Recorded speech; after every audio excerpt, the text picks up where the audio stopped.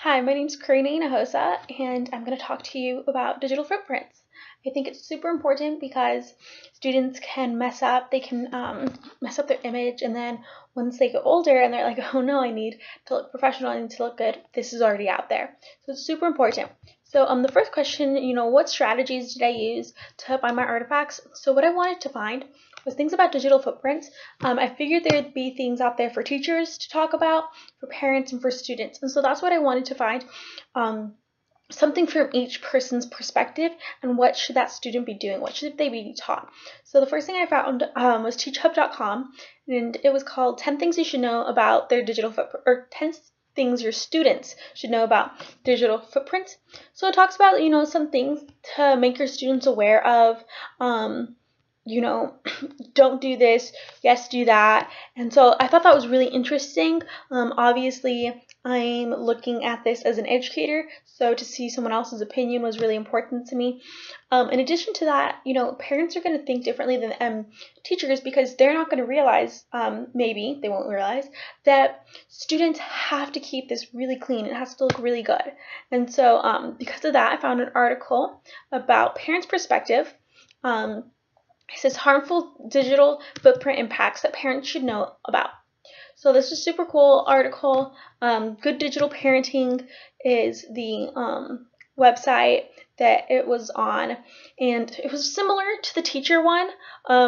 It was a little different, like more what can you do to encourage something good happening. And then the last one I got from Kaplan University, and this says protecting your profile, tips for online reputation management. So these are 3 things that students should regularly do to manage themselves. So that was my my perspective when trying to find these articles. I wanted to find it from different people's perspectives: the teacher, the parents, the students. What should each person be doing, and what's their role in this? Because it's really important. Okay, next question. Discuss the sources you used for the research that supported the creation of your artifacts. What did you specifically choose those resources? What made those resources relevant? Okay, so it goes back to, once again, I want the parents' perspective, I want the students' perspective, I want teachers and myself's own perspective. And if we look at my Canva, there are a lot of different things going on, but what I really did is I just kind of summarized these are why you should be aware of your digital footprint. Here's some things you can do on a monthly basis, a weekly basis to help yourself. And then here are some tips that you can do while you're posting. Think about this while you're posting. So that's why I found the articles that I found. And the last article I haven't mentioned yet is in Digital Footprints. The nature of personal information is changing in the age of Web 2.0. This was from the Pew Research Center, Internet Science and Tech.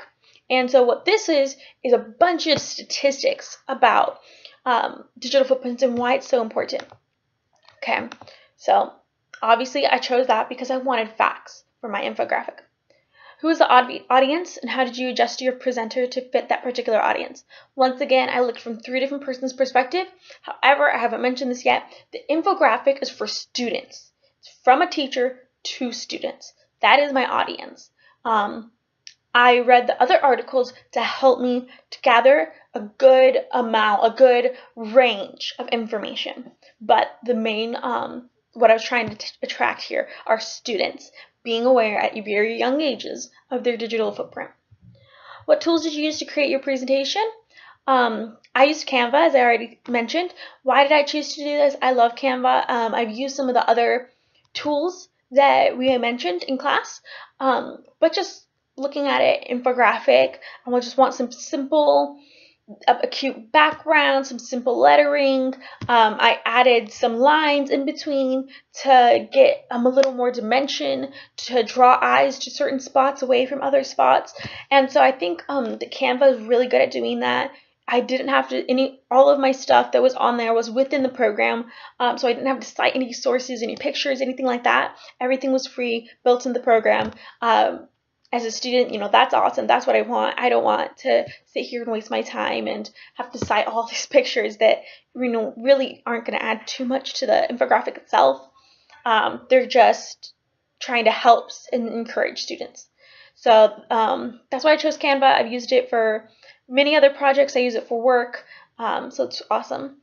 What were my biggest challenges and success? My biggest challenge, I think, was after I created, the 5 or 6 reasons why you should be aware of your digital footprint. And I had showed it to you, and then I was just questioning it, like, did I do it? Did I not do it? What should I still do? And you mentioned, it needed to be broken up because it looked jumbled. And so that was a challenge for me. I was like, okay, this looks crowded. She was right. Like, how am I going to fix this? So what I did is I created another duplicate of what it looks like. And in my mind, these infographics would be front and back. So that's why it's two pages now, and the lines really helped to add the dimension. It was something I thought of, so that was an awesome success. It added some dimension. I added a little bit of pictures. It made it look less blurry, I guess, in a way, and more put together. Bibliography resources, references, and images must be correctly cited. Yep, so I went ahead and I used that website that you said. In class, I don't remember what it was off the top of my head right now, but you mentioned to us you can go use this. It was like Cite My Source or something like that. So I went ahead, used that to cite all 4 of my sources. And once again, lastly, my sources are teacher's perspective, parents' perspective, what students should be doing, and facts about digital footprints. Thank you.